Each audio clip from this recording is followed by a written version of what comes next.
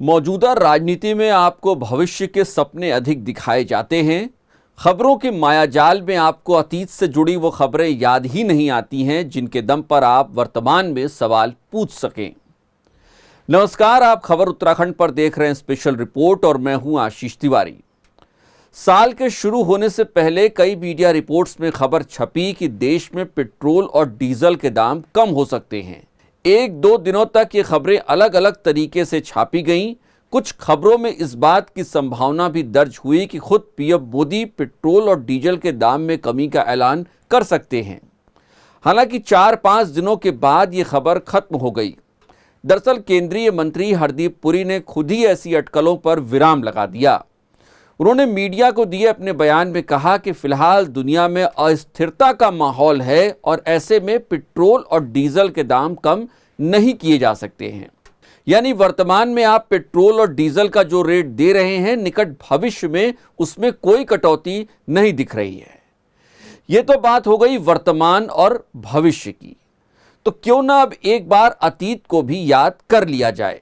2014 से पहले बाबा रामदेव का वो बयान याद कीजिए जिसमें वो दावा करते थे कि अगर देश में बीजेपी सरकार बनी तो पेट्रोल और डीजल की कीमतें 35 रुपए प्रति लीटर तक पहुंच जाएंगी।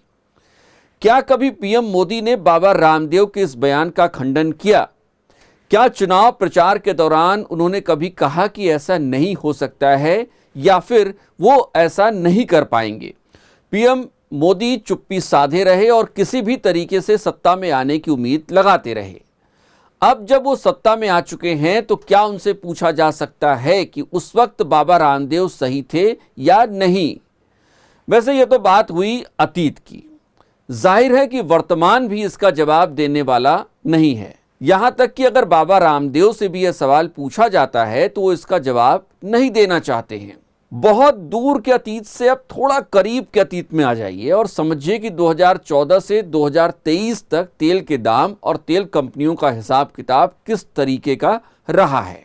बिजनेस स्टैंडर्ड की 27 अक्टूबर 2023 की छपी एक खबर बताती है कि भारत की तेल कंपनी भारत पेट्रोलियम कॉरपोरेशन ने वित्त वर्ष 2024 की पहली तिमाही के लिए नतीजे जारी कर दिए हैं।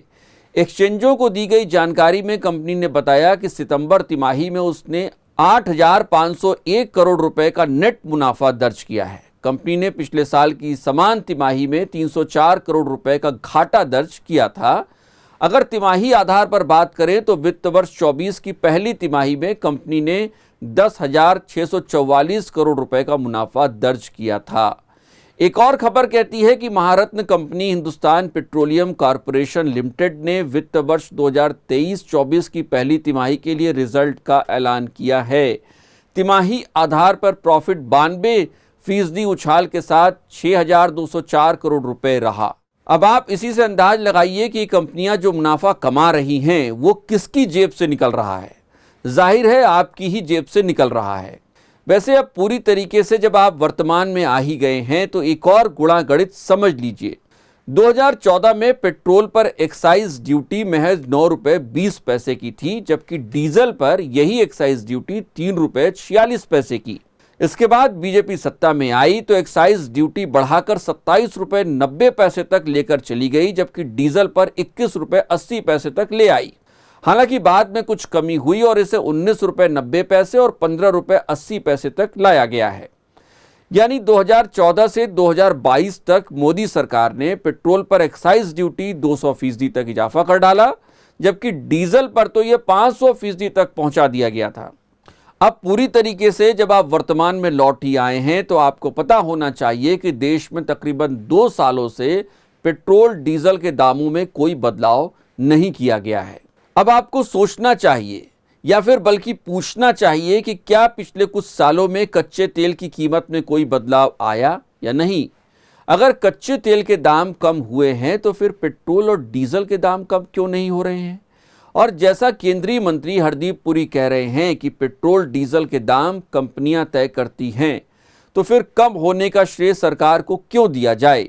अगर दाम कम होने का श्रेय सरकार को दिया जाता है तो फिर क्या दाम बढ़ने के लिए भी सरकार को ही जिम्मेदार बताया जाना चाहिए?